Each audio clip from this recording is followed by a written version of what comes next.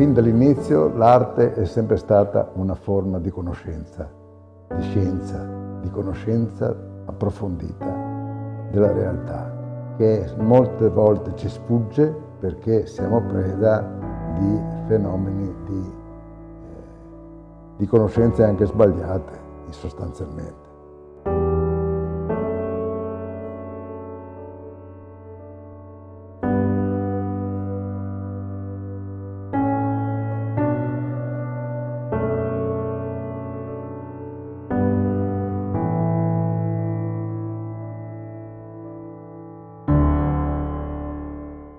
La meno apprezzata da tutti, ho fatto una grande difficoltà a farla capire. Ci sono arrivati adesso dopo 50 anni, forse per merito dei giovani e non degli anziani. È quest'opera qui, quella degli ottico-dinamici, cioè queste opere qua, che se voi le guardate cambiano forme e colori. E com'è possibile che cambiano forme e colori se sono statiche? Perché sono opere statiche queste, non sono opere dinamiche, cioè non c'è un motore che le muove, non c'è nulla. Soprattutto quest'opera qui, che è la più semplice forse, ma anche quella di cui si coglie di più la variazione. Queste qui io le ho sempre intitolate le forme del vento. Chi mai si era sognato di rappresentare le forme del vento?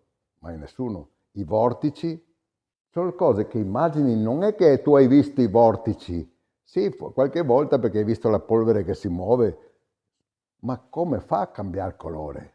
È di una semplicità estrema nel momento in cui io inserisco la mia opera in piani diversi.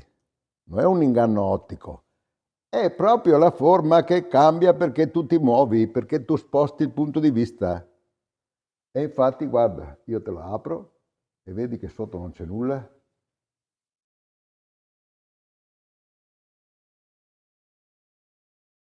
È una magia questa. Allora l'unica maniera per definirla è la magia. Questa terminologia magia l'avevo usato ancora all'epoca in cui c'era Argan che scriveva di me.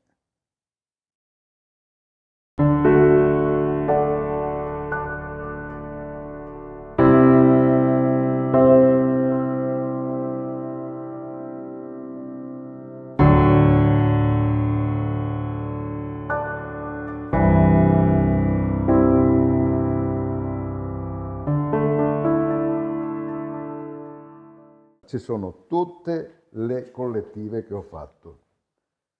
Io ho fatto nella vita più di 600 collettive e più di 150 personali.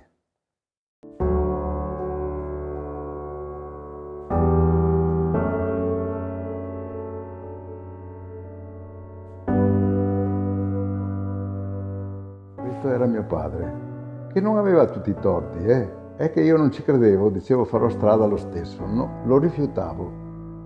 E invece aveva ragione, perché effettivamente un mestiere grosso, difficile come questo, credo che non ci sia al mondo, specialmente per uno che vive in una città come Padova, che è una città filistea, non riconosce i suoi personaggi. Per Padova, Palladio non ha mai fatto una costruzione, le ha fatte solo per Vicenza, perché ha dovuto scappare da Padova, perché aveva 2 o 3 figli, adesso non ricordo, e per mantenerli ha dovuto andare a Vicenza, perché a Vicenza gli hanno offerto di lavorare, a Padova niente. Mantegna è la stessa identica cosa. Mantegna, se tu vai a vedere la vita di Mantegna, risulta nato a Mantova. C'è anche la casa del Mantegna. A Padova non c'è nulla.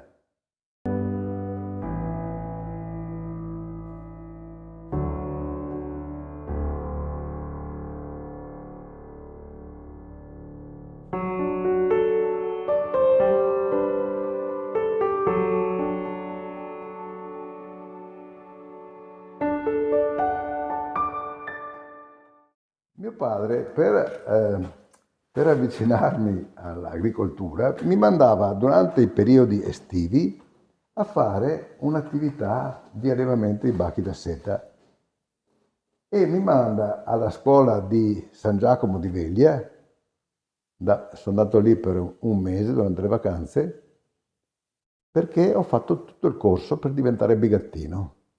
E questi qui sono i resti, vedi, il volume che dovevo studiare, fare le prove, poi dovevo dedicarmi anche all'attività pratica.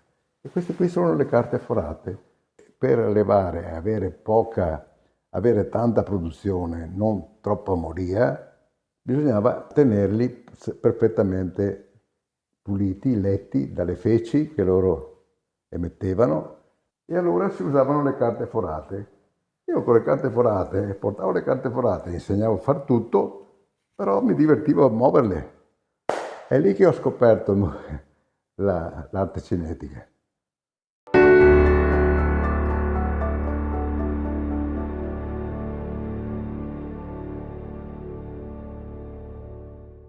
Io sono perché faccio e mi sono ritratto con l'opera mia in mano.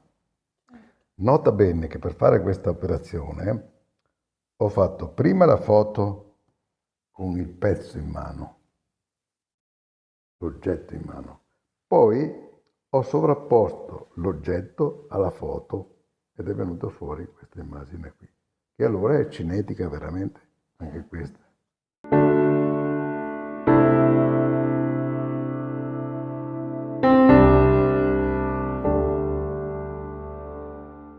Devi pensare che io ho una discendenza storica molto lontana, cioè ho la mamma, soprattutto da parte di mamma, ero discendente degli Zappi Recordati, lei era una Zappi Recordati, poi sposò un Biasi e da quel momento però io divenni l'unico erede maschio che poi era anche l'ultimo che aveva il titolo nobiliare della famiglia Zappi Recordati.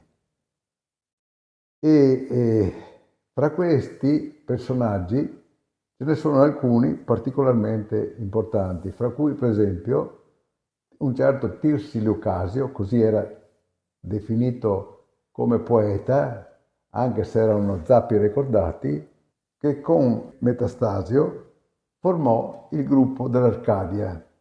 La Lavinia Fontana era una pittrice vissuta fino al 1614, una delle più famose pittrici, spesso trascurate o spesso esaltate perché aveva un pregio che era quello di essere molto autonoma, molto indipendente e anche molto evoluta dal punto di vista anche dei suoi comportamenti.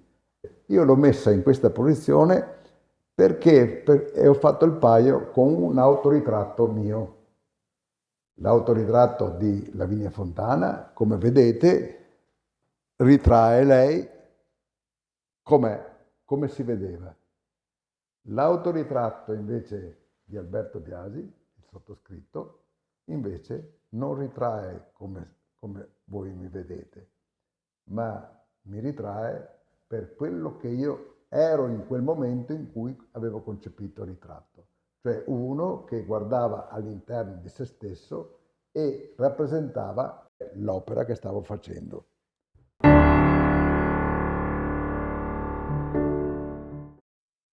Vedo delle cose tristi a dire il vero. Con tutta questa questione della guerra di Putin, dei poveri nostri amici che si stanno difendendo, mi fa una grande tristezza e mi fa ricordare delle cose molto tristi del passato.